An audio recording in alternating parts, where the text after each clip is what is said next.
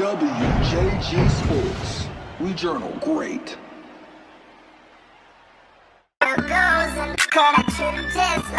What's up, everybody? Wherever you may be watching, this is the Just Like Brothers podcast, our 58th episode.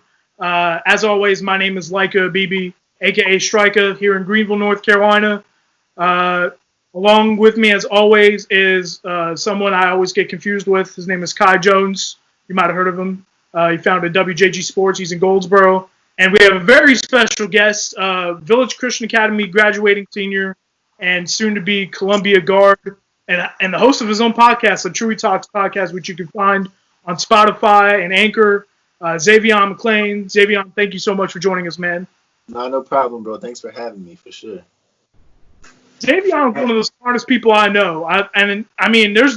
You could tell, like, as we were getting ready to start, this man has a high acumen, as a high IQ kid.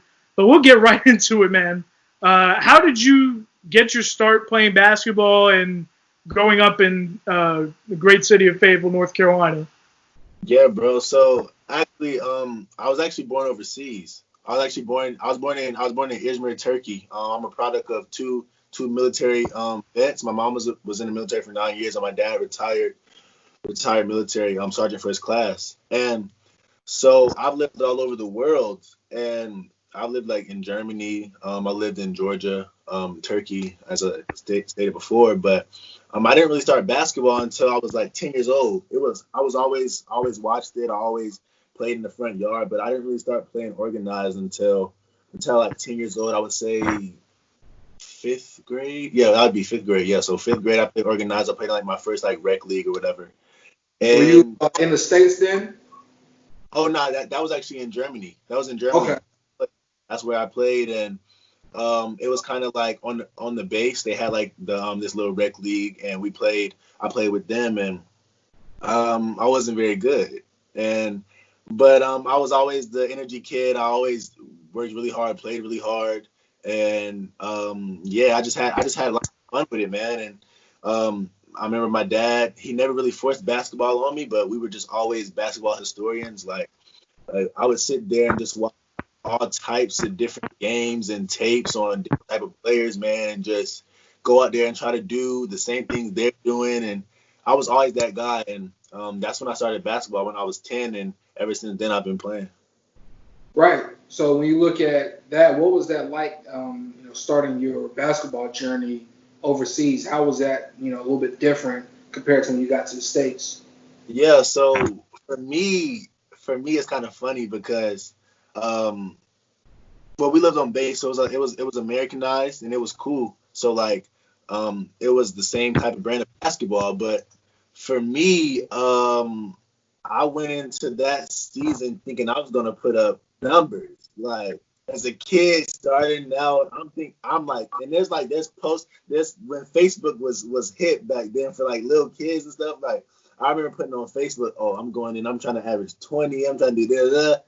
And when I got on the floor, it just wasn't as easy as I thought it was. And it was a lot more difficult. And with me not playing organized basketball and just kind of playing in the front yard a lot, I was trying to do all types of stuff that I shouldn't have no business doing. But I just always had fun, always played hard. And I remember we were 2-6. That we played 8 games, we were 2-6. But the 2 games we won were against some of like the best teams. So the rest of the games we lost were against some teams that weren't as talented.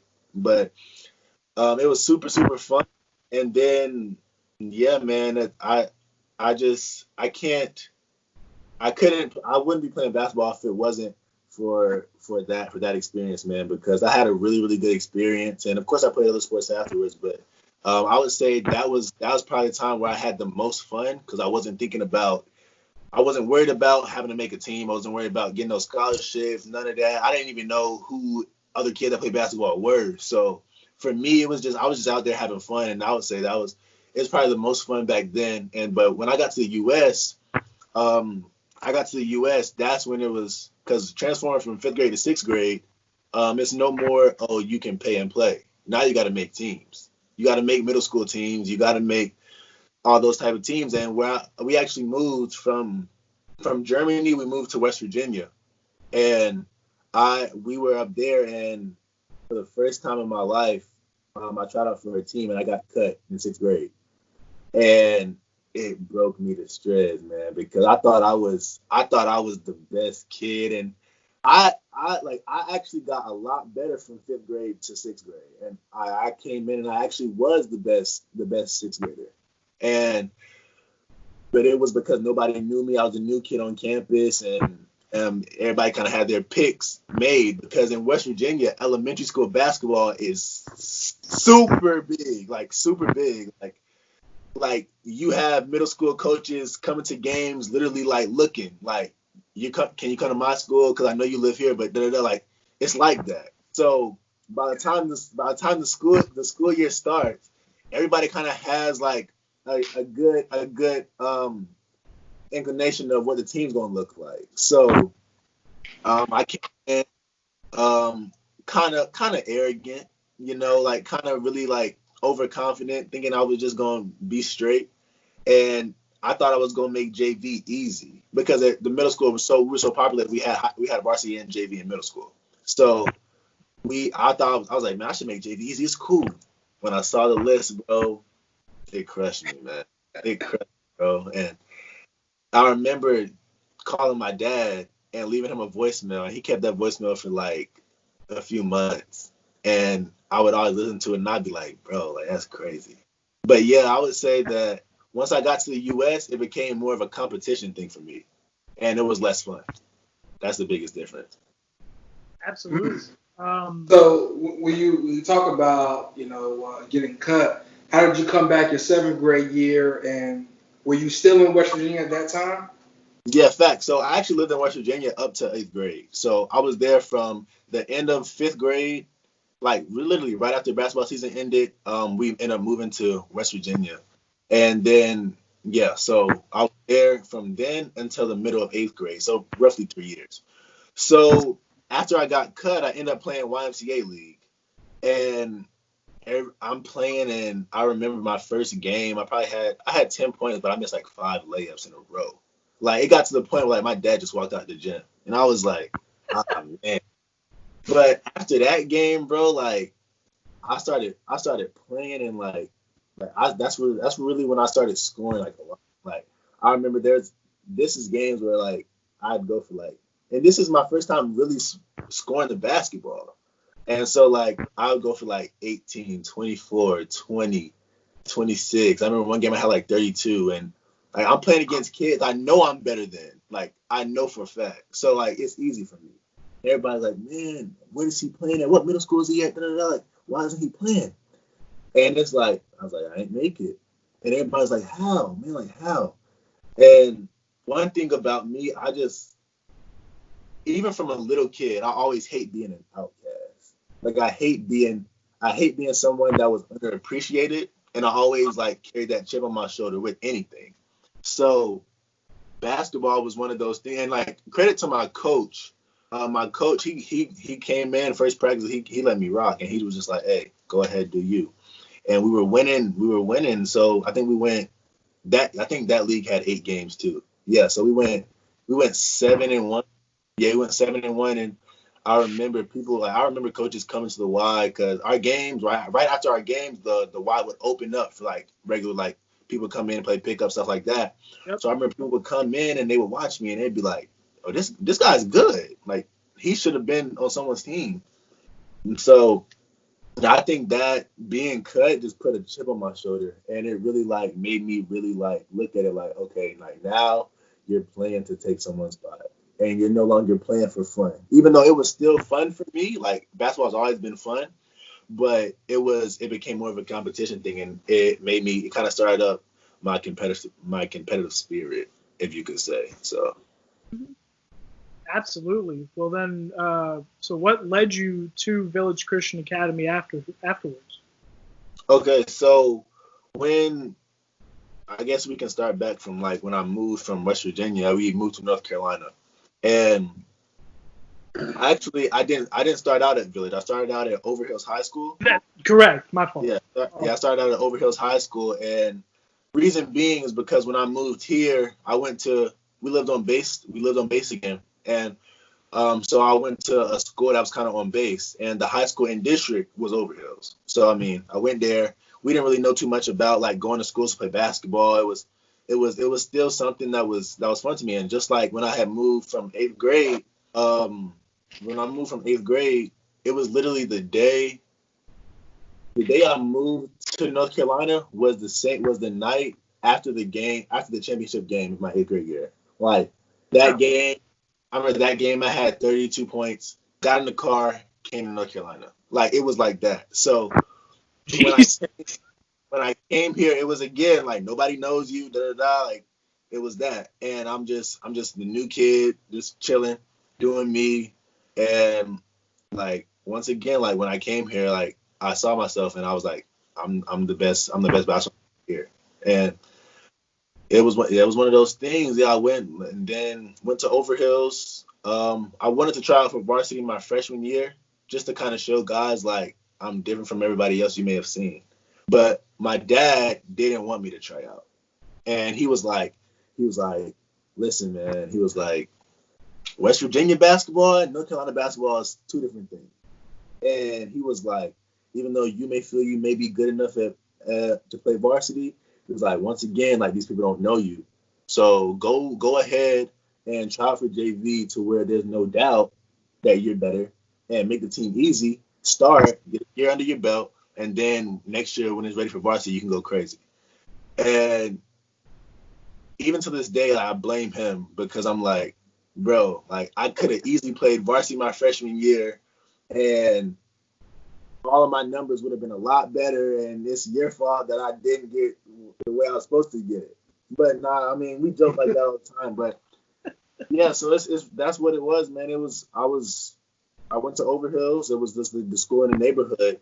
What attracted me to Village, to answer your question, it was at Overhills I was putting up numbers, and I had a really, really good junior year, and I wasn't getting recruited.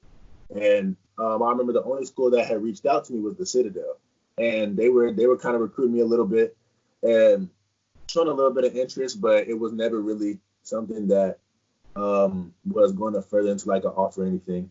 It was kind of just keeping the tabs on me in case a guy doesn't. I was kind of like that second option guy. So.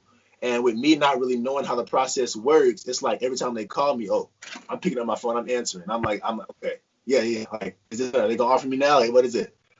So I remember like that summer, I didn't really have too good of a summer. As far as AAU was involved, that was my first year playing 17U with Team Wall. We had just got back on Bruddas, and so this is going into your junior year. Yeah, this is going because I reclassed and did my junior year over. Okay, gotcha. So I did my junior year over at Village, and yeah, so it was one of those things. I was like, well, if I have a good summer, I'll just stay at Overhills and get some offers, and I'll be shit like that. It didn't go as planned because I wasn't really playing that well. They had brought some other guys in that kind of got more minutes than me, so.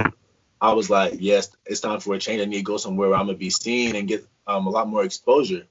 So I ended up going to the gym just on a regular day, and I'm walking in the gym. It's sprinkling outside, and I remember walking in, and a car pulls up beside me, and I'm like, who is this?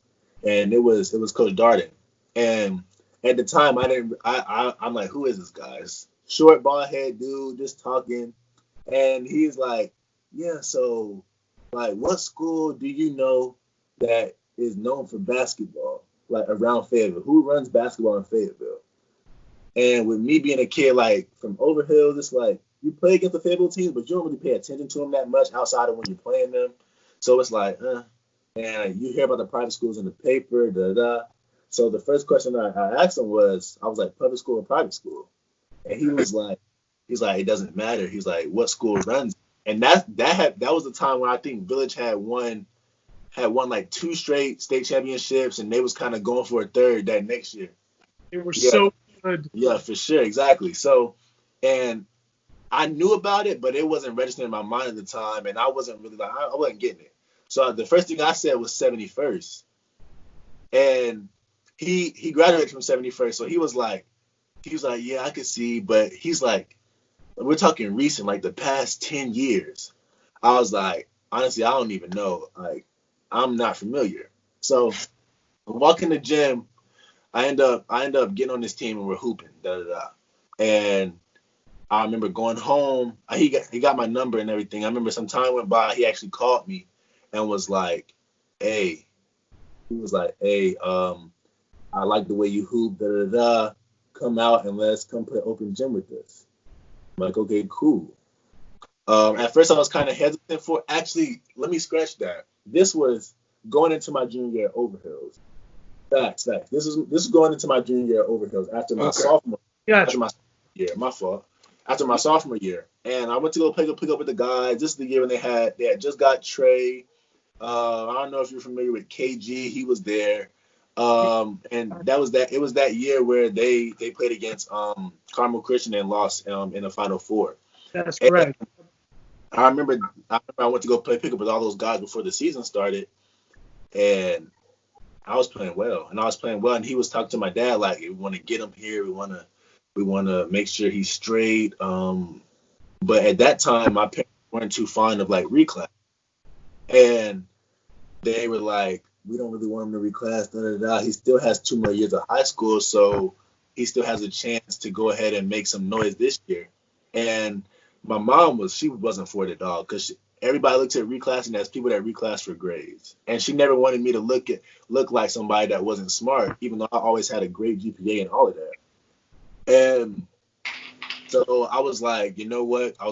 Coach, like, I kind of want to stay at Overhills this year. I appreciate it. I'm cool.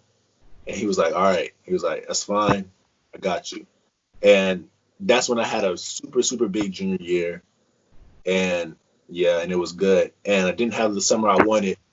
So I ended up telling Overhills, like, I ended up transferring and going to Village. And that might have been the best decision I ever made in my life, honestly. Right. So, I mean, what was kind of the process of trying to get your mom to let you reclass?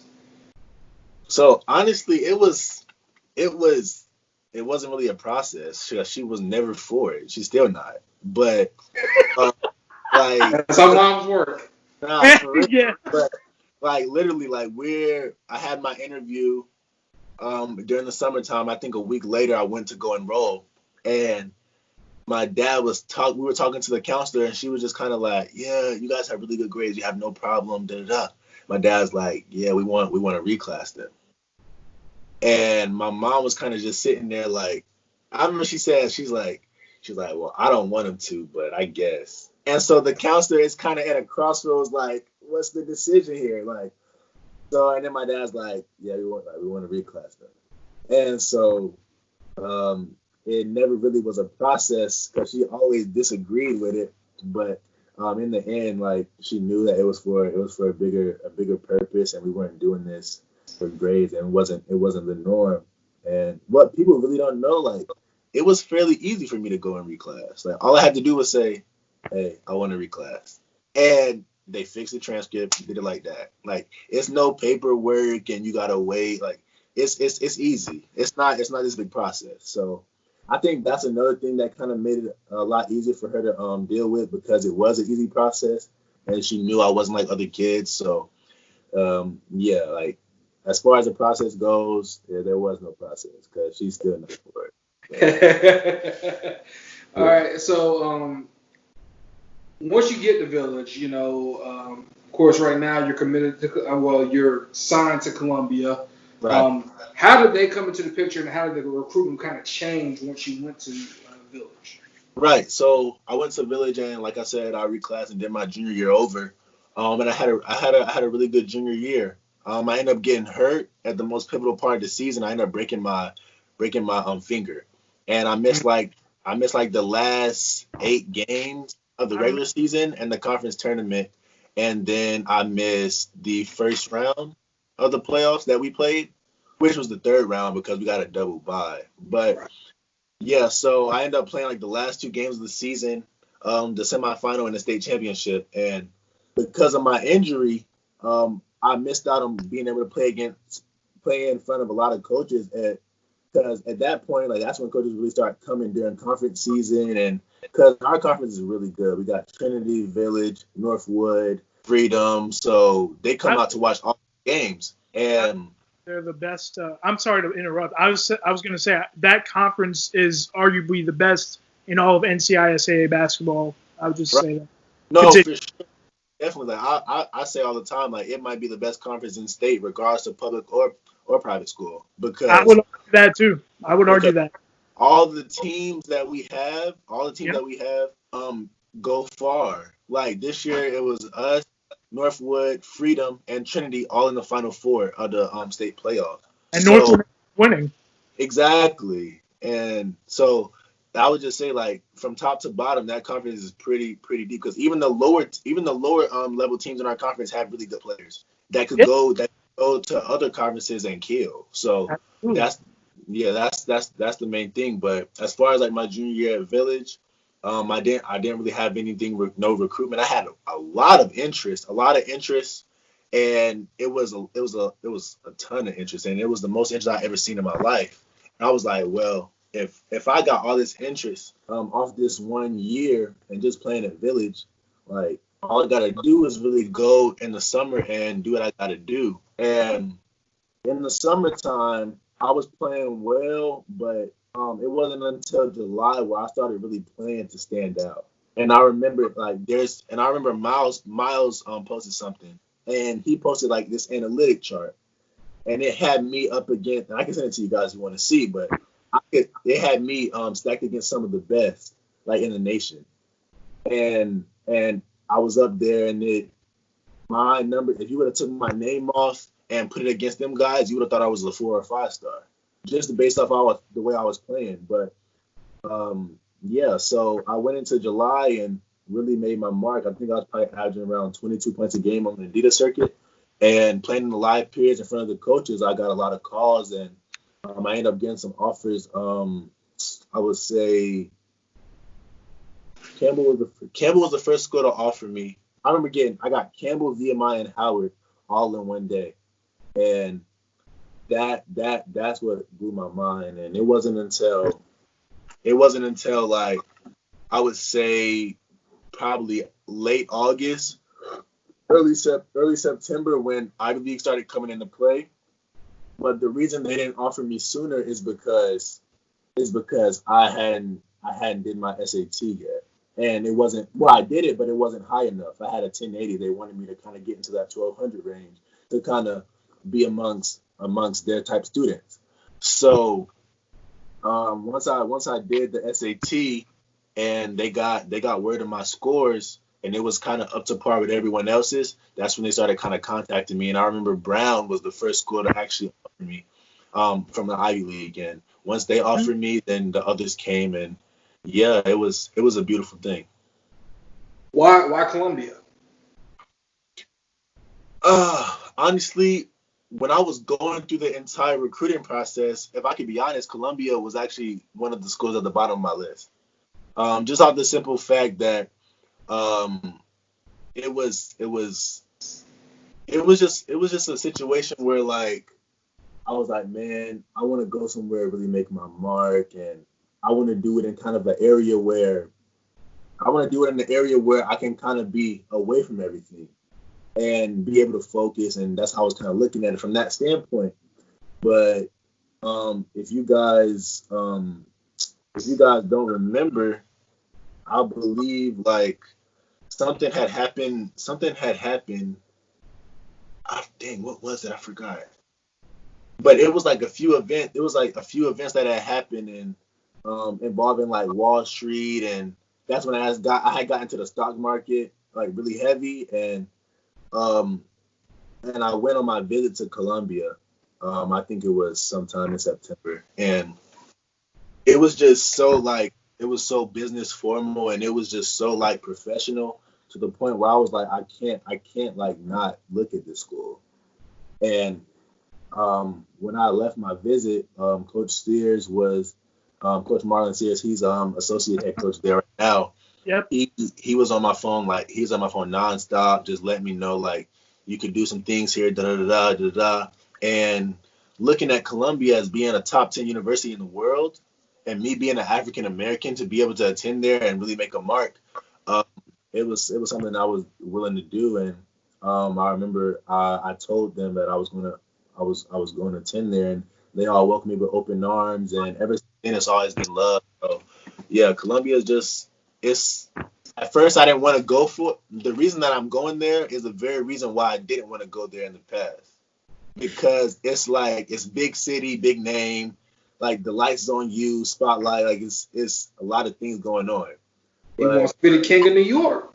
Right, but that's the very reason why I want to go now, because there's so many relationships and connections I can make with people, and you're playing basketball in a city where basketball is king, and if I can do what I gotta do, I'd have a lot of really good opportunities in the future. Absolutely. Especially in a hotbed like New York, where there's schools all over the place and obviously professional teams all over the place and all that. And I feel like it's a place where you can go there and grow and try and get Columbia to the top of the Ivy League, And it's one of the best. It's one of the more underrated conferences in college basketball. Oh yeah, for sure, definitely. Yeah, from Harvard. I mean, Yale's had great teams. Princeton, of course. I mean, it's just from top to bottom. It's a great conference to play college basketball in. Yeah, for sure. And definitely. And the thing about the Ivy League, man, everybody's just as good from top to bottom. Like, yeah. There's Columbia. They may have been last in the conference this past year, but if you really look at the games and watch it, every game in the Ivy League comes down to 4 or 5 plays and execution at the last 2 minutes. Absolutely. Every single game. Every night. Exactly, every single game. So if you can play really well at the end of the game and maintain like throughout the entire game and really be able to execute, if you can execute, you can win in the Ivy, and it's simple as that. And people that play smart basketball usually can execute. So yeah. That's people who play smart basketball in the Ivy League. See? Yeah. But to continue, the season you guys had, and really the run that Village Christian has been on over the past several years, has just been incredible. I know, obviously, there's been some heartbreak over the last few years at the end, but just talk to me about this entire 2019-20 season and how well you guys were able to do against a very, very difficult schedule. Right, definitely. So, man, it was a blessing, bro. It was a blessing. I wouldn't trade this season for anything. The guys that I was able to fight with, the players that I was able to play with, some of my guys are some people that I remember for the rest of my life, and I always keep in contact with those dudes. And I remember I was getting offers and I was getting so much notoriety during the summer and all that, but I still felt like there's something left that I have to do. I just didn't feel like I was complete enough. And one thing that my dad told me, he was like, you're so used to playing. He's like, you never really had a team to where you had to be the leader. And like, that's what it is. Like, that's what you're feeling. Like, now you have to be the leader. Because at Overhills, I was the guy, but I was the young kid. So I wasn't the leader. And I wasn't that hard-nosed dude. And when I went to Village, we had me, Trey, Fifi. We had a really good team. Like, our whole starting 5 was Division 1. So, and Fifi's going to be you, by the way. Right, exactly, yeah. Shout out to him. And then with Team Wall, that speaks for itself. Some of the best guys in the state coming together playing on the Adidas circuit. So I never really had assignment to be like a leader and the guy to really just pull the load. And it was something that I always wanted. I always wanted that on my shoulders because I just wanted to know for myself if I had what it takes to be a leader. And one thing that I looked at a lot during this season, man, because if you look at our roster and then you look at our record, you would think it was 2 completely different teams. Because there's a lot of teams that we played against that, talent-wise, from the best player to the worst player, were better than us. But as far as being together and playing super hard and executing, and me feeling like that, and me feeling like that I'm the best player on the court no matter what court I go to. That helped us a lot. And Coach Darden he put a lot of confidence in me as a leader. He was just like, he told me at the beginning of the season, he said, we're only going to go as far as you take us. And he was like, there's going to be games where you got to go out there and you got to get 40. There's going to be games where you might give us 10, but it's up to you to get other guys involved to will us out this win. And he was like, but either way, everybody looks at you as that leader. And as far as this season went, bro, I feel like as a leader, like I did a pretty good job. We went to the state championship. Unfortunately, we lost. That was super, super heartbroken. I wanted to get Coach's third one, and I wanted to add one to my resume. But as far as leadership goes and bringing our team to where we need to be, man, I'd be the first to say if it was anybody else, I don't think they would have did what we did. And for the guys to buy in and really trust me, it means a lot, and I will always cherish those guys forever. Sure. Those games, like I'm actually looking at your schedule right here from this past season. Yeah. There were some incredible wins. Obviously, like you said, unfortunately, it ended against Concord First Assembly. It just seems to be them and Village in the Final Four state championship, and then Carmel Christian's in there too. I mean, it's but there was a game in particular that kind of that Village got everyone's attention on, and that was when you guys beat Word of God at the beginning of the year. Right. That kind of a game that set up what was going to be an excellent run and what was an excellent run? Oh, bro, for sure, bro. Because if you look at it, like our first game of the season was Word of God. So yeah, that's right. That's telling you, bro. Okay, so it wasn't we're gonna play some lower teams and kind of get our foot warm so that we can play Word of God. Like that was our first test.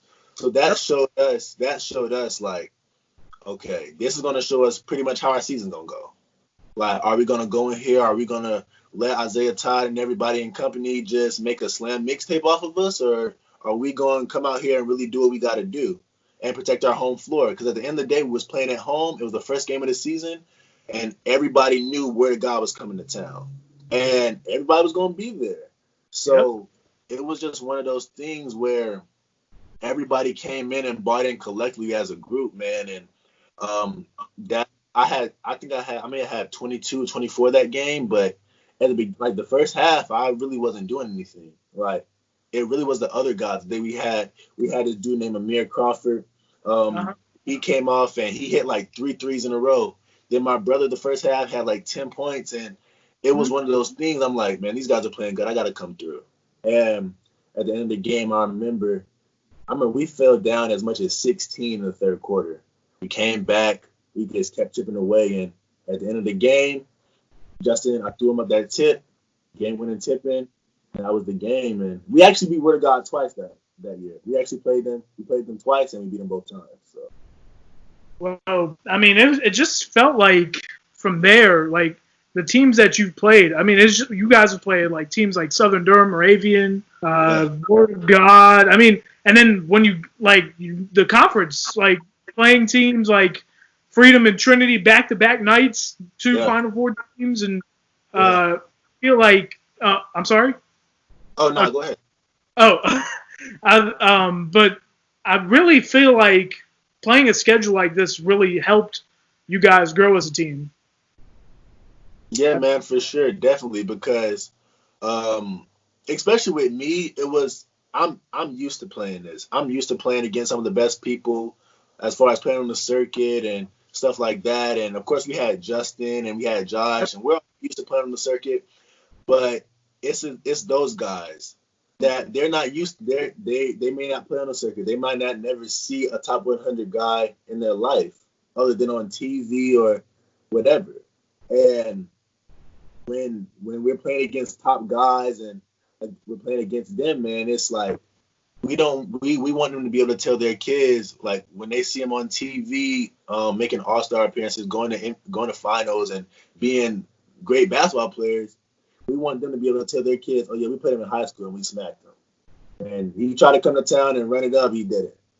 And that's the main thing. It's a pride thing with me, and I just never want I never want to lose, and I never want my teammates and the guys on my team to be okay with losing, because that cycles into life. And if you're okay with losing on the basketball court, but just because a guy's top 100, then you're okay with losing the job to somebody just because he has a better resume. But at the end of the day, he's getting money that you're not getting, and he's putting the food on his table that you're not putting on your table, at least not at that time. So that's just kind of how I look at it. And I respect all these guys, and all the top 100 guys and all the big names and everything. But when we get on the lines, we both have a jersey on and we both have shoes on. So that's the main thing with me. And when we go out here and play, it's going to be a battle. And it's always great to play against guys like that, because you get to see how good you are. And it tells you one thing. It either tells you you're just as good, or it tells you need to get in the gym. And fortunately, either way it goes, I'm still going to think I'm just as good, and I'm still going to get in the gym. So it's a win-win for me. Can you tell? You can tell this kid's going to Columbia, can't you? Yeah. You can tell this kid's a Columbia kid. I'm telling you. So I got a question for you now. There was a lot of successful basketball teams in Fayetteville. What was it like kind of watching that from afar and then also being involved in it? And also, what is it like, were you guys kind of happy that you didn't have to play Westover, or would you now wish that you could have played a Westover as well as the other Fayetteville teams that you had to play in your conference? Yeah, bro. So when you look at Fayetteville basketball this year, bro, it was great, man. It was great. Like, you got Trinity.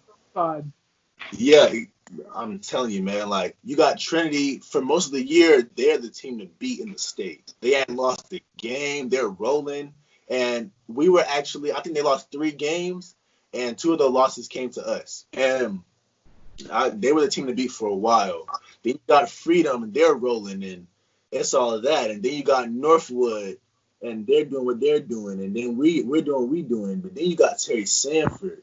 Then you got Westover. You got Pine Forest, and you got all the schools in the area. They're kind of making their mark. And it was just a really good year for Fayetteville basketball, man. But of course, as competitors, as us, we always look at those teams as like, bro, they're not even that good. Why are they getting so much press? Like, we're better than them. Like, oh my gosh.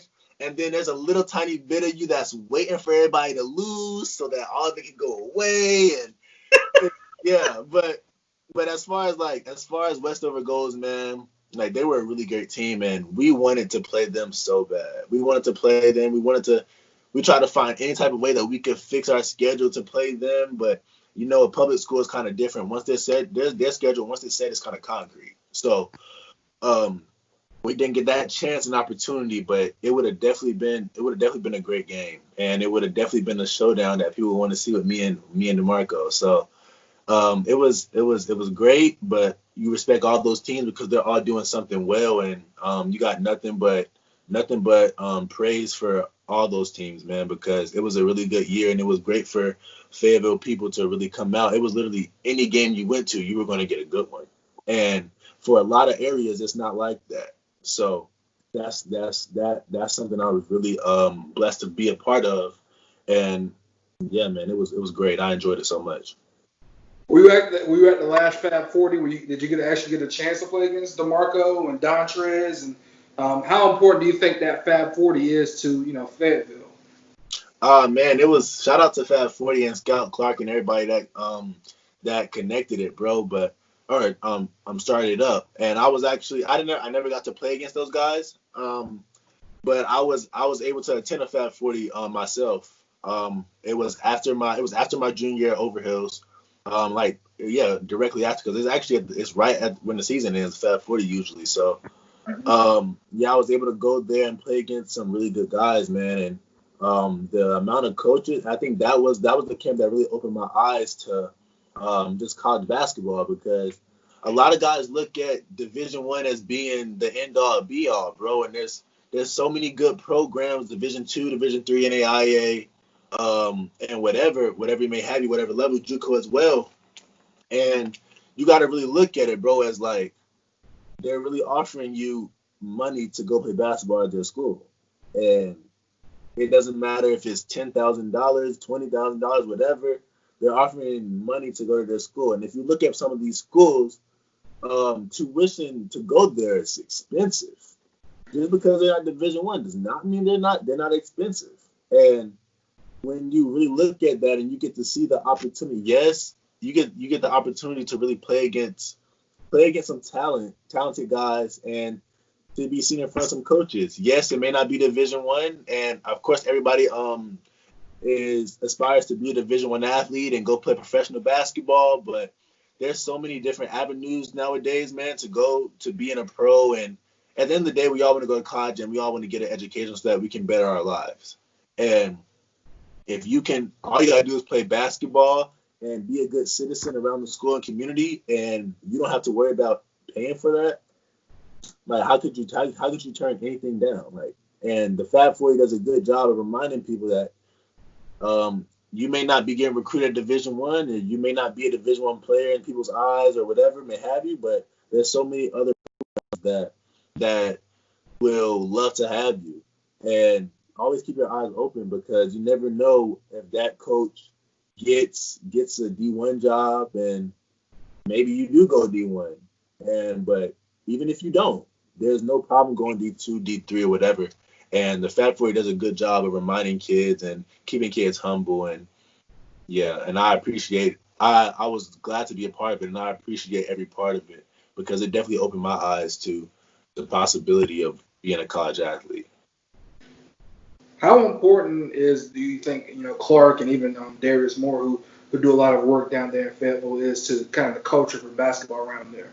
Bro, it's super important. And as for me, I don't live in Fayetteville. I live outside of Fayetteville because I live in kind of Overhills country. But when you really look at Fayetteville, and you look at so many people that come out of Fayetteville, and you hear about so many stories and about people that were so talented, they just didn't get over the hump because of whatever the distractions or obstacles they may have had in their way.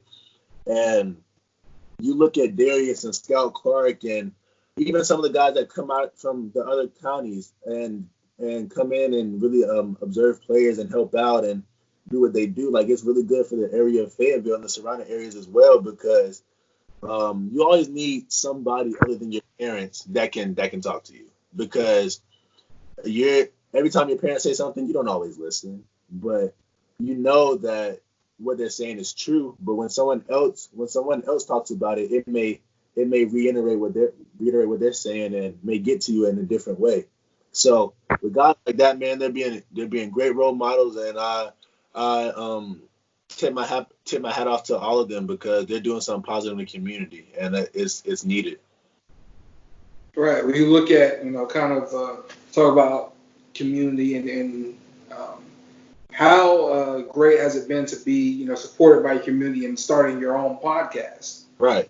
Man, it's been good, bro, because it's actually something I've been wanting to get into, and I just never knew how. And good thing, I would say this quarantine thing was kind of a blessing in disguise, because it allowed me to kind of open some avenues that I probably wouldn't have opened any other way, because I'm kind of busy. I do a lot of things, like, and with school going on, and then basketball, and making sure everything is straight. That's pretty much my entire day. But when school is taken out of the equation, and you got that extra 8 hours to kind of just sit around and better yourself in whatever way you can, you start finding out new things about yourself and what talents you may have and what things you may end up liking. And I decided to go ahead and just start a platform and really be able to speak out, because it's another thing as well, as far as competition. Like, I don't know a lot of kids my age who have a podcast, and it's just about me doing something different and standing out, because who knows where this could take me. And it started out as being fun, and now it's kind of something that I kind of want to further and maybe study at Columbia and be better. And hopefully one day, if basketball doesn't work out, or if I'm done playing the game, I could easily transition to something else. It's just always putting eggs in different baskets and making sure that you can reap those benefits, bro. Right. So, do you know what you plan on majoring in when you go to Columbia? Yeah. So I won't officially declare to my sophomore year, but I always thought I would go kind of sports mad with kinesiology and everything. But as I kind of get more and more into the podcast field and learning more about journalism and broadcast and stuff like that, I would definitely see like communications and broadcasting and journalism and stuff like that would definitely be something that I would fall into. And it all depends, man. I got a lot of time to think about it, but I know those are the two things that I'm really passionate about. And whenever you can make money speaking your mind and using your platform, bro, I just don't see who wouldn't do that. And whatever way that someone would want to do that, or just, it's just all about helping people, bro. Whatever way you can, and using whatever platforms. And I'm willing to do whatever it takes to help people. And if I can make money in the process, that's just an extra bonus. You talk about using your voice and speaking out. When you look at what's been going on, right now with the killing of George Floyd and Yeah. with the protests and the riots that are breaking out, what is kind of how does that affect you and how has it made you feel so far? It's crazy, man. It's crazy what's been happening to these people, bro. And I just send prayers out to George Floyd, his family, and Ahmaud Arbery and Breonna Taylor and their families, man, because it's truly been wrong what's happening to them, bro. And it's our job to speak out. It's our job to speak out and raise awareness to what's going on, because I think this might have been the first time where everybody can look at it and see that it's wrong. Like, it's completely wrong. The first time where everybody would come in agreement and know that it's wrong. Or with other instances, they may have said, he was in the wrong spot. He was doing this, so that's what provoked them. But this may be the first time where we can all look at it and say, like, there's no buts, if and about it. This is wrong. You did this wrong. You can't say anything about it. It's as transparent as possible that this was a racist act.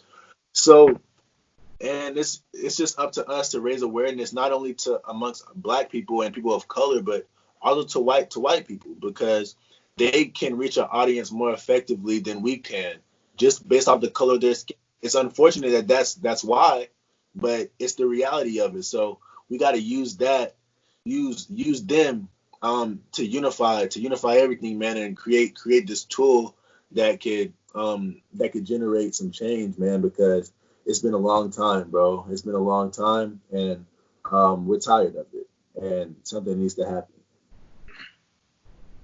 Well, I just feel that you talked about kind of the quarantine being a blessing in disguise. Not having sports around has been a blessing in disguise now. I mean, I think that was distracting us from everything that was going on in the real world. And really just seeing what's going on it's really disturbing. And I had to ask myself, I had a phone call with Junior Smith III, who runs ENCMoments.com and is a Fayetteville State alum. And he included a quote in one of his recent articles talking about what's going on.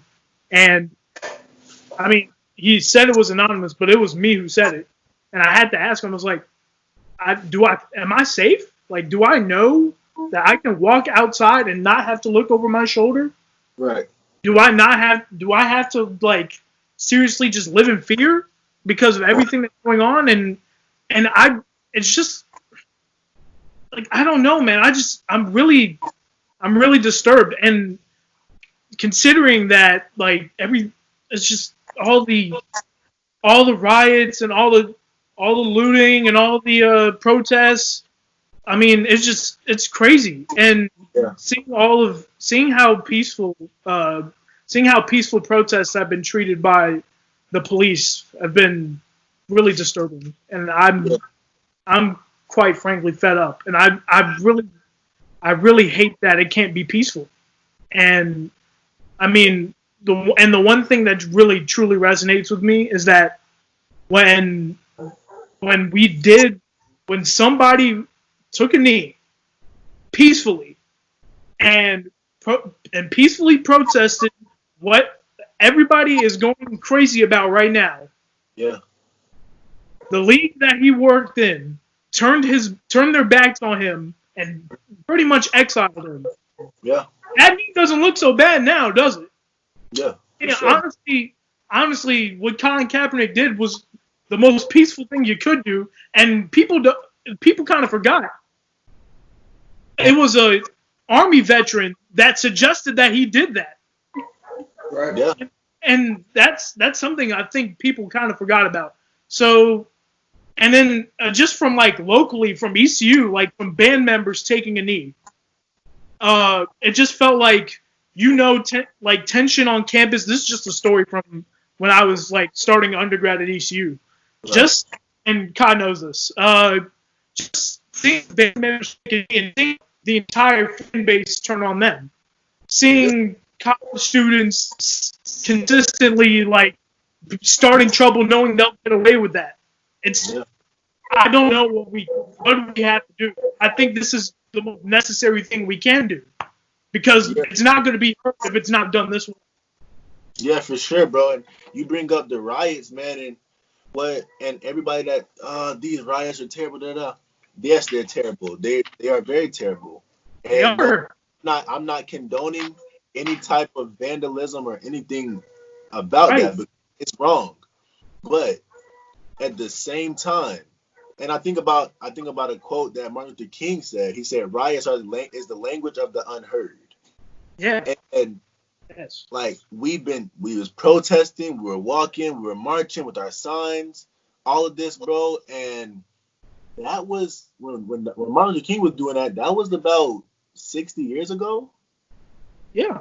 60 years ago, bro. Like, and there's still nothing that's changed about it, bro. It's still the same. So what more do you want us to do? Now, if we come and we break windows and we do that, are you going to see that then? And what people fail to realize, riots and looting is the very thing that made America a country. If you go back and look at history, right, the Boston Tea Party, the Boston Massacre, all that, that's what made America a country.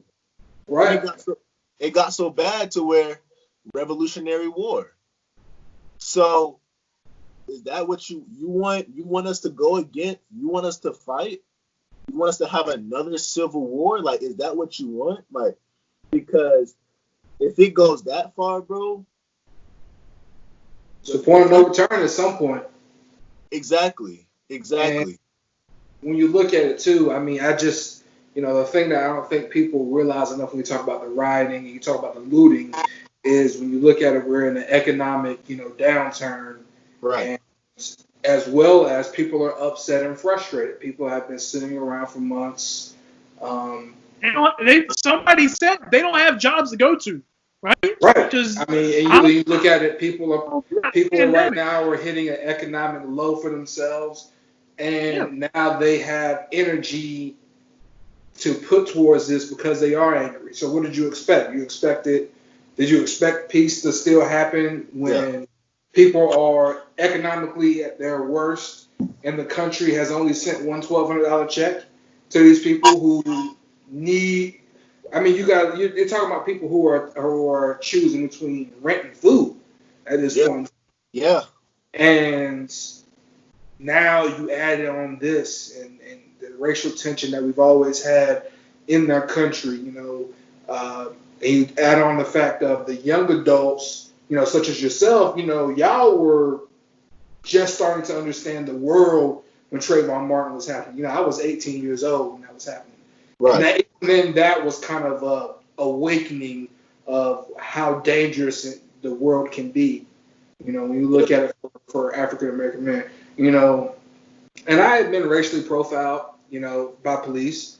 I've been, had racist things said to me.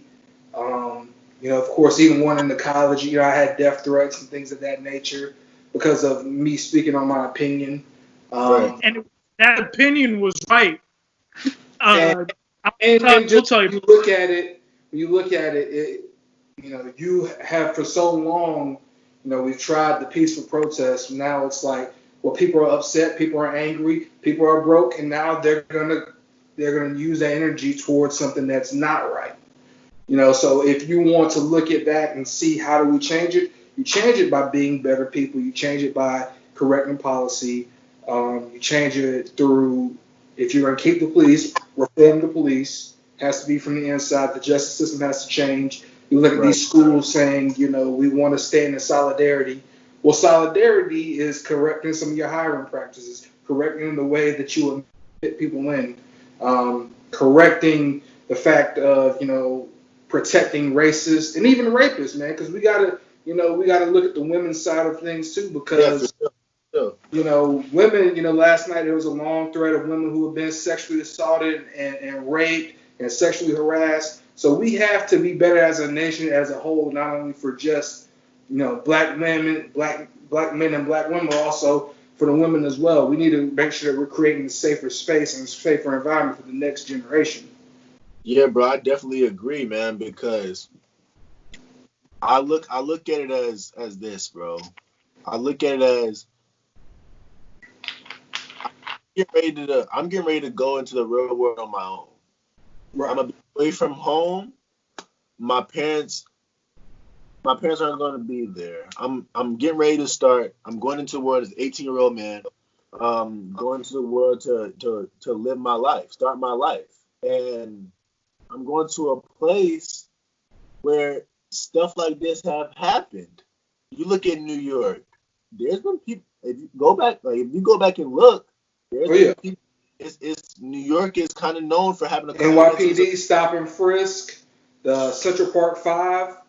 Like, they're known for having some injustice to black people. And with me being a black man and being somebody of my stature who is intelligent, who is someone that carries himself in a positive way and in a way where I want to be taken serious, I have to. It's my obligation to stand up for this, man, because I want to. If it doesn't happen in my lifetime, I want my kids to be able to walk out the street, or my grandkids or whatever. I want somebody later down in generations of my family to be able to walk outside and be fine, and to be not have to look over their shoulder, or not have to be scared if they get pulled over for not having a seatbelt on, for speeding a little bit, bro. Like, the fact that they could get killed off of that alone, or you don't even have to do anything at this point. You could be driving, and just because you might have your hood on in the car, they'll pull you over because they think you're up to something, bro. Right. Just because you're black. Right. And with that, man, it's scary, bro. It's super scary because that could have been anybody. That could have been anybody. Like George Floyd, they talk about he was born in Fayetteville. Right. He was born there. He has family that He has family that live in Hope County. Like, he has roots here, bro. Mm-hmm. So that could have been anybody, man. And when you look at it that way, it's super scary, bro. And you just got to be aware. And it's just time for change. And it's always been time for change. But now we've had enough, man. And we need people to see and understand and know that this is wrong and this is racial injustice. No matter what it may be, he profiled him because of his race, and it ended up costing that man his life. Right. And when you look at it too, the thing that people I don't think will understand is you look at somebody like yourself, you are extremely talented at basketball. You are going to a top 10 university in the world, like you said, and you could still be killed by the police because of how you look. And that's very scary to think about, the fact of very talented young men and very talented young women could be taken away just for their skin color. Exactly, man. And like, I don't wear the Village jersey number 3 all the time. I don't wear a suit and tie all the time. I could walk outside with a t-shirt and some shorts and a do-rag on, and they may think I'm not Zay. They may think I'm somebody else. Just because of a stereotype or because I may look like someone, and I may not even look like them. I just may be the same skin complexion, bro. And even worse, bro, they may know exactly who I am. And because of everything that's been going on, they may try to use me to make a statement. So like, it's so many things and there's so many obstacles that you got that we're faced with on an everyday basis, man. And it's sad, bro. And there's time for reform, and something needs to change. It's been time for 400 years. Yeah. I mean, if we're keeping it hot, it's been time for 4 centuries. And really, the other thing I want to mention is just the amount of like statements made by celebrities and sports teams and college coaches. Just please stop pressing send. Coming from someone who tweets like 9 million times a day. Stop pressing send. Yeah. It's not, especially the ones that have in the past, we know have a history of being, or at least coming off as oppressive, you know, like seeing the 49ers tweet today about all of this, and it's just an example. But like, don't press send. You see how many people have lost like all credibility because of the BS they've said. I mean, and if you like, it's just like people have lost like, and considering the type of people, like the fan base that they have, for them to say the things like that little Selma March little picture that's been popping up, that still hurts because it's like you're like clueless. Like, did you not do the research of what happened to those people anyway? Right. It's Bloody Sunday. I mean, it's just like I said. Statements are whatever. What are your actions? Exactly. As an organization, what are your actions? Like I said, are you taking part of, making sure that your hiring practices are fair, making sure that it's not, keeping black people out of your office. When black people are in your office, are you taking the HR complaints seriously? When you look at it, how many microaggressions are you allowing to happen to black people on a daily basis because it's, not your problem? You look at it, the schools, like I said, how many people are you allowing in? How many people are you denying just because their name isn't John or Mary? Are you still taking bigots' money? You look at it, watching, some like the Epstein doc. There were still schools taking his money, knowing what he was doing. So, are you looking at it? Are you taking those type of people's money? Are you taking people who are racist? Are you allowing people to buy their way out of their racism? You look at it like the ECU situation that you were talking about. They switched up their stance and completely left those band members hanging once, rich donors came out and said they wouldn't support the school anymore. Is that really okay to still be taking donor money if the donors aren't, don't align with this stance of solidarity? Or is your budget more important than, the solidarity the stance that you've taken? And also colleges like, just like ECU, do they truly care about their black athletes? Are you gonna, like, everyone's heard the cliche before, there are those who talk about it and those who be about it. Right. When is ECU gonna be about it? Because all it is this. I need to see action. It's not enough unless you actually put something into place where you care about your black athletes enough. Right, for sure.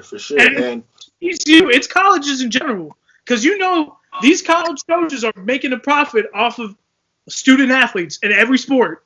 Yeah. And it's not enough unless your actions are put in place and you actually do something about it.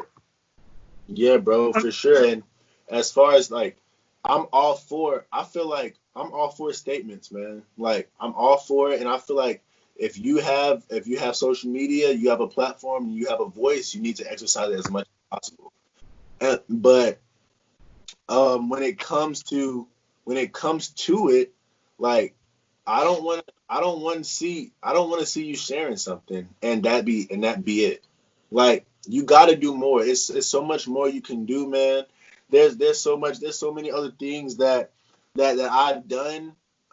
Just trying to help people out, man. And I could talk to this off the air with you guys because it's not something that I want validation for. You feel me? It's like we got some black people that's posting stuff like this for validation, and we got to keep it real. And they're going about trying to educate people the wrong way and trying to call like that's not what we're here to do, man. We're here to bring everybody together, not divide them, man. And that's really it, bro. Like just like we and they talk about but there's bad apples in every batch. I never knew someone to eat bad apples, bro. Every time I saw a bad apple, I threw it in the trash. So when you got these bad cops, why are they still here? Right. They do something. I'm sorry. No, you go. Continue. I apologize. Oh yeah, but then so when these cops are doing this, man, like why they keep getting chance after chance after chance, bro? Like this Derek Chauvin, the guy that's responsible for killing George, had 18 different incidents on his record before that happened. Mm-hmm. So like when was enough going to be enough? Right. Were you gonna let him off this time? It just so happens he's on camera now. We out here breaking stuff down, and that's why he's off. Right. But the other three, the one that just stood there, the other two that just held him down, they need to be arrested too and need to be held accountable just like he is. Exactly. Because if it was me, Kai, and UL, and then one of our buddies, and he went out and shot somebody, we would have all got arrested because we was with him, guilty by association, right? So we would have all been in jail in the blink of an eye. So like it's the same thing, and it correlates. It's the same analogy. It needs to be done. Like why? And if you have no answer for it, the only answer is race, bro. The only answer is race, and it needs to be addressed accordingly. The one thing I want to add about seeing all these cops taking a knee with the protesters, it's the bare minimum. It's not. That's also not enough, at least for me. I don't know about y'all, but I think people need to stop giving these officers credit for doing the bare minimum. It's not. There needs to be like obviously they need to do more. And even then, it's just. It's cool and all of it as a gesture, but like. What else are you going to do about it? You look at it, too. A lot of times those videos are taken, and then right after the video, somebody complains about, hey, we got maced right after this, and we got beat up right after this. You look at, like, the Houston Police Department, the guy who was over the Houston Police or whatever, you know, he made this nice speech, but then you look at it, just this year alone, 4 people have shot and killed people and walked away with no charges. And it's been happening like that for years. Yeah. So, like I said, it's just got to be, you know, more accountability, more actions. Police, you know, I think they can be very important building blocks of a community, but there has to be a higher standard held for them as civil servants. You look at it, if somebody who worked in the courts, say a stenographer, goes out and kills somebody, they're not getting protection. They're not. You know, a judge can't go out and kill somebody and get protection either. You know, so we have to look at just because these people are putting their life on the line. You know, it's very appreciative, but we have to understand too that they can't be out here killing people or assaulting people just because they have a badge and just because they're willing to take whatever it is to be a police officer. Exactly, bro, and you hit it right. You hit the nail right on the head, bro, with that, man. Like you said, taking the knee with the people, yes, that's great, and that's a step, but that can't be the start and the finish of what you do. Like you have to do so much more, bro, and only time will tell. Like this is gonna go on because unfortunately it can't just happen like that. It's not going. we're not gonna wake up tomorrow and then everybody be equal. Right? That's just not how it's gonna work, bro. It's gonna take even more time, and we just gotta continue to push the envelope and urge and demand equality and demand justice, bro. Because it's not something that's gonna happen overnight. And who says it's gonna happen a year from now, a decade from now, a century from now? Who knows? We might go another 400 years with this. But at some point, there has to be a stop. There has to be a stop, and I'm going to do whatever it takes to see change. Not only for maybe it may not happen in my lifetime, but at some point, bro, there has to be change, and I'm doing it for future generations, for people that can one day walk this earth and not be looked at different because of the color of their skin. And that's the whole motive. And if you have any other purposes or any other motives or any other reasons why you're doing this, then you need to throw them away and you need to get back to the basics, man, because we're doing this for equality, and we're doing this not for a not to be looked at as cool, not to be looked at as revolutionary, as a status symbol, or just doing this because everybody else doing this, so it's gonna make us a hot topic. No, bro, we're doing this because this is our life. Like, this is our life, and it's needed, bro. Like I can't even say that enough, man. It's like, that's an understatement compared to what's been going on, man. It's just important. It's super essential to life, man. Because, like you said, you guys talked about it, man. Like, these coaches and these schools, and they make so much money off of sports, bro. And majority of people that play sports are African American and people of color. So. And if you look at it, man, those are the same people, with the exception of a few, that revolutionize our sport every day, regardless of what sport it is, man.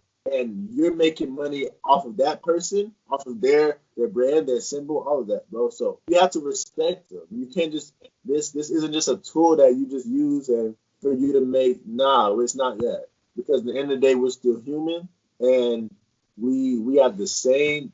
We do the same thing you do in the morning. And so when we get up, we wipe our eyes and we wash our face and brush our teeth, just like you do.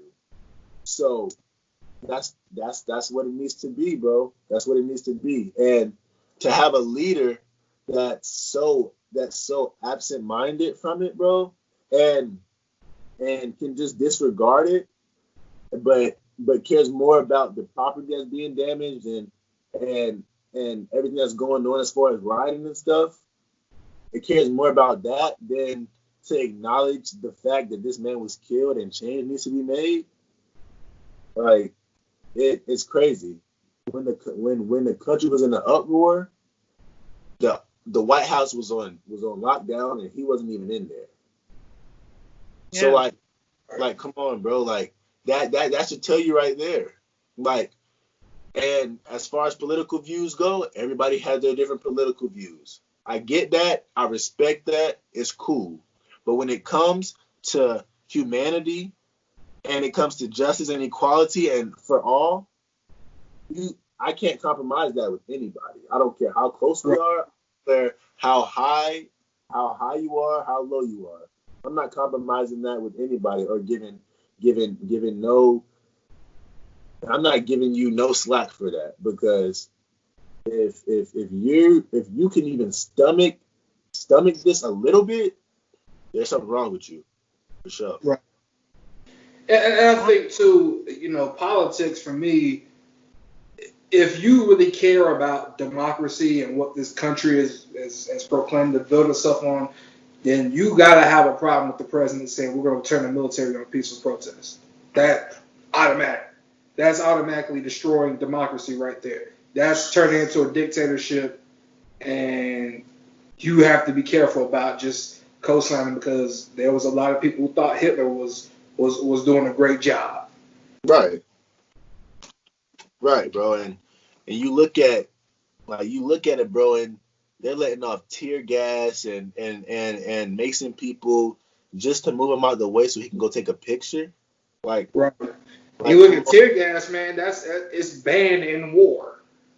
Like, that's terrible, bro. That's terrible. And then even in the picture, the Bible's upside down, bro. Right. How disrespectful is that? Right. Like, I don't, man. I can't justify it with people that I've known for a long time who made the wrong choice, and I can't forgive them for that. And I hate that because I'm, I'm a very forgiving. Kind of this. I'm a very forgiving person. I Yeah, can't forgive. There's no justification for it. Like what? How could you justify putting this man into power? And now here we are.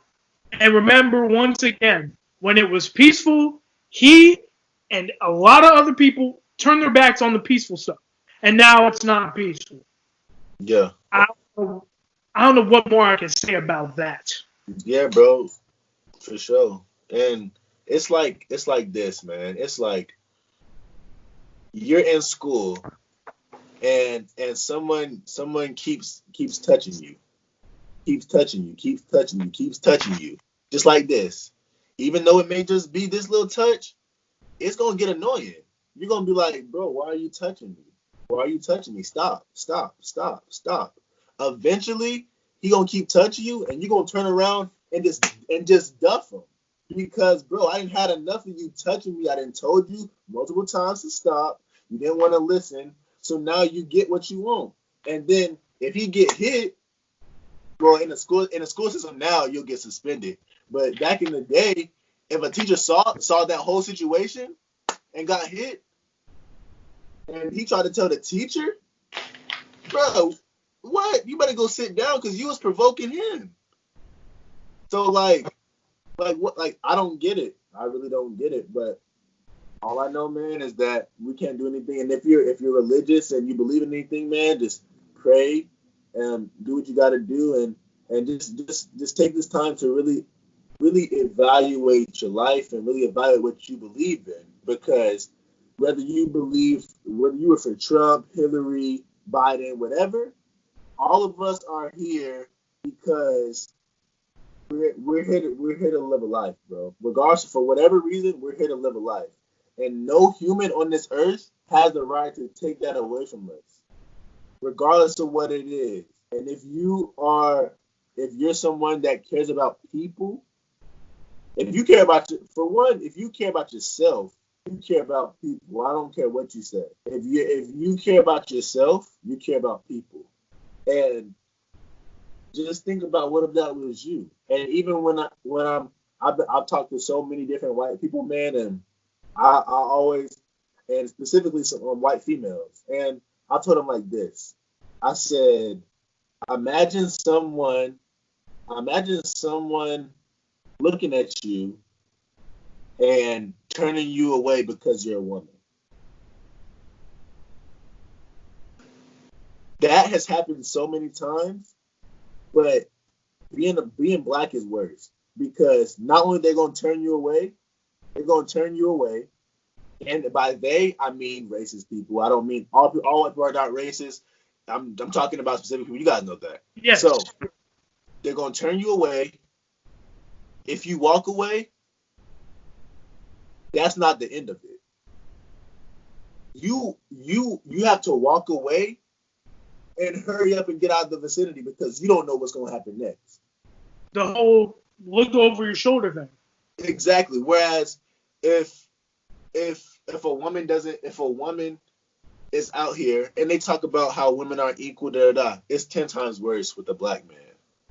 It's 10 times worse with a black person, and it's even 10 times more worse for a black man because as men, we've endured so much over the last few years, and we've always prided ourselves off of our masculinity and being the man of the household and being the rock and fighting for our family no matter what.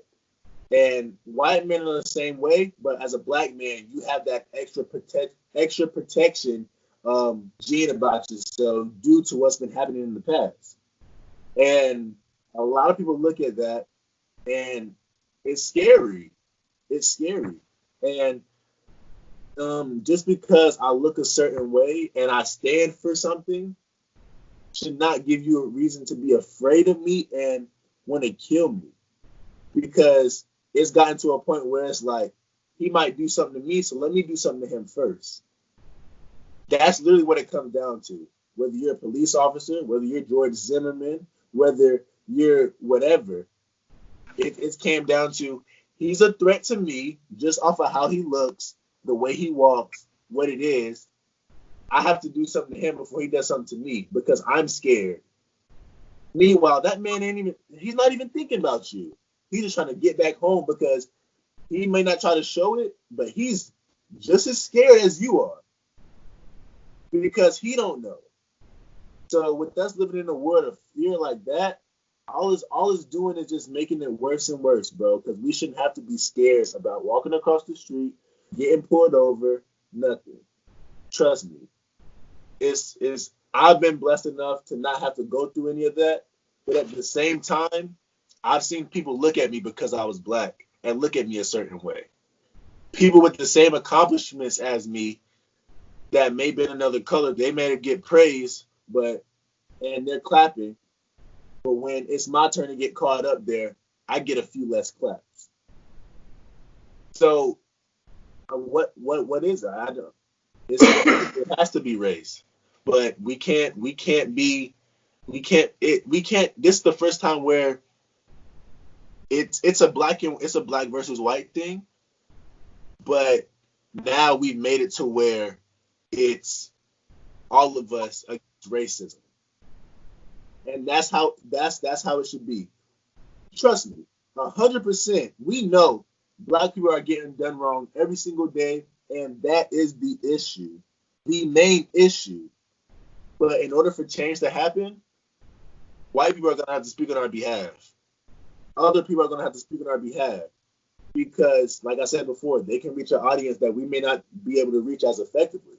So, with that being said, man, it's time for us to unify together, bond together, and really come to an understanding, man, because it's a scary time, bro, and it can get really bad quick. And if they think it's bad now, let those officers get off. That's all I'm gonna say. Let them get acquitted and go back to their normal lives, and you'll see just how bad it'll get. I promise that it can get a lot worse, and nobody wants that. Nobody wants that to be worse. We just want justice. That's all we want. We want justice and equality, and that's all I'm saying. And if you can't hear us as American people, as whatever, there's a problem there, and something's going to give. Something's going to happen at some point. It's just a matter of how willing are you? How far are you willing to let us go? Because we as people who are angry and tired of this happening, we're willing to go pretty far. Pretty far. Trust me. People are dying innocent. It's gotten to a point where I've heard people say, if they're going to kill me, they're going to kill me for a reason. And if that's what it's going to come down to, man, the country's in for a rude awakening, bro. And to think that protests in other countries for everything that's going on, there are people protesting in other countries for everything that's going on here, and they're handling it so significantly better than we are. Right. Do you know how bad that is? I mean, yes, it's great. Don't get me wrong. It's great to see other countries speak up for us. They have my full support. But it sucks that they are handling it so much better than we are. Like, take New Zealand. New Zealand is the most perfect example of this. When you see all those people in New Zealand protesting on our behalf, and to think that they're handling not just the protests, but COVID-19, they're handling it better. Them and Australia, they're handling it so much better than we are. It's so disturbing. The one thing I want people to know is that no matter what, we are all the human race. That is the number one thing that people kind of forgotten. No matter if you're black, white, Latino, Indian, whatever, we're all the human race. Why do some humans get treated better than others? That's all I need people to know. That's really what, and it obviously this is an everyone versus racism issue, and seeing that like it's mainly due to injustice against African Americans across the country. But really, I want peace for all injustices. That's what I really, truly want. Right. And I want us to be safe in doing so. I want us to do things the right way. I want us to look to other countries that are protesting what we are trying to fight for right now. I want the United States, the entire government, to look at all the other countries that are protesting the way that they're rightfully, peacefully, and the way it's being handled. Because we're not doing a damn thing. We're doing a terrible job. Yeah. And I don't mean the people protest. I mean just how everything is going. You know what I mean? It's just not. It's so hard seeing other countries just do things easily the right way, and it's not just in protest, but just in everything. Like certain subjects of like math, science, they're like just so much better than the United States is. We need to be better, just as a whole.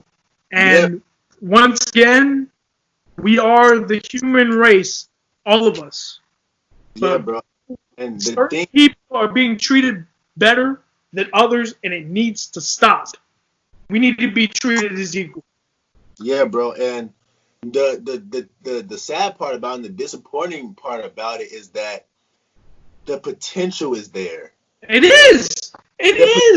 The potential is there, and nobody seems to care, man. And it's crazy. It's like we're so close to the finish line, but we're so far as well. It's crazy.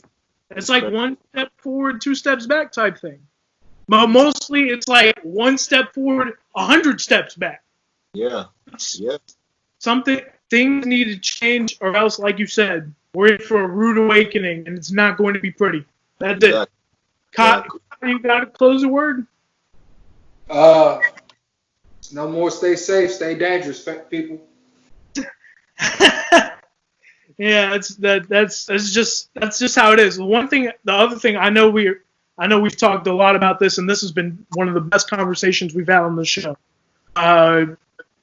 We need to support all of the media that are going right into the fire, right into the tear gas, and reporting the right way. We need to support them. We need to commend them for the incredible job that they're doing, because it's hard as hell to be in the media game right now with everything that's going on. And we need to make sure we support them. In terms of hiring African Americans into jobs like being editors and writers and all this other stuff, it's so hard right now. People need to hire black male journalists, black female journalists. That's what needs to be. That's what needs to be done. It's hard seeing The Ringer and Sports Illustrated post those tweets about how they don't hire enough black. We knew this. You didn't have to post it.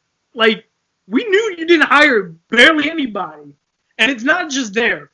It's everywhere. So they need to hire black people to be in the media, and the people that will do it the right way, because I know they will. Simple. For sure, bro. And as far as for everybody, I mean, watch this, man. Just educate people the right way. Yes. Educate them the right way. Educate them in a way where they feel encouraged and empowered to speak up. Don't. You can't force somebody to do it. Nothing. Like, it's one of those things, man. Like it's crazy, man, because you can make up so many different analogies, bro. Like, it's crazy, bro, because like if you're giving somebody something to eat, eventually they're gonna push it away. But if you gradually present them with the situation like, hey, I got this plate for you here, go ahead, eat it. It tastes really well. I think you should try it. You might like it. They dab a little bit, and eventually they're gonna like it, and they're gonna eat from that plate. So that's what it is, man. Just learn how to educate people the right way, bro. And whoever may listen to this, if you're black, if you're white, whatever, just really realize what's happening, and challenge yourself to see how you can have a voice and make change, man. Because it's necessary and it's needed, and it's appreciated by everybody. And you never know how far your words and your actions can really go. All Kai, right. you got anything else? I think that's a great place to close. Young man, I'm very impressed. This I've kid, heard a lot of great things. this kid is going places. Always make sure that, you remember who you are, where you come from. Keep being you, man. You're a superstar in the making, and whatever you do. So Appreciate it, that's how I think we should finish it off, man. Absolutely. So stay powerful, stay dangerous, keep using your voice, keep talking to the people, keep being, who you are, and you'll get wherever you need to be and wherever you want to be in life, man. Yeah, bro, appreciate it, bro. Shout out to you guys for having me on. I appreciate it. I was talking to L a little bit about it, man. We've been trying to schedule a time to get on, and we finally got it. So it was a beautiful time, and I appreciate you guys, man. You guys are doing something really well, and keep doing what y'all doing, and keep speaking on what y'all speaking on. Y'all got a good platform, and keep on keeping on, man, because it's a long process, but eventually we're gonna get to the end. Thank you so much. Once again, this is Village Christian Senior Xavier McLean, Columbia signee. Zay, before we get off, if you would like to promote your podcast and your social media, please do so. Yeah, man. So you got Chewy Talks on Anchor and Spotify, man. Go check it out. Recently just came out with an episode yesterday just talking about the whole justice thing, man. Make sure you guys go take a listen to that and just go listen to a lot of basketball knowledge and a lot of wisdom from different people. And as far as social media goes, you can follow me on Instagram at 3Truey, number 3 TRUEY. Follow me on Twitter _.11God. You can type in Xavier McLean, I'll show up. And on Snapchat, you can add me at ZayFresh10. And just feel free to hit me up for about whatever, whenever, and it doesn't matter. I'm willing to talk to you, whether it's basketball, whether it's about what's going on right now, or if you just wanna meet me, man. It's cool. And yeah, bro, just look forward to hitting Columbia streets and really getting active, man. It's gonna be special. Yes, sir. Of course, you can. I will be putting up a link for the Truly Talks podcast that you guys can follow if you're watching on YouTube. Thank you very much for watching. And you know where to find us on all social media platforms, and you know where to find Kai and myself. So this has been the Just Like Bruddas podcast, episode 58. Thank you very much for watching, and we'll see you again next time. Peace.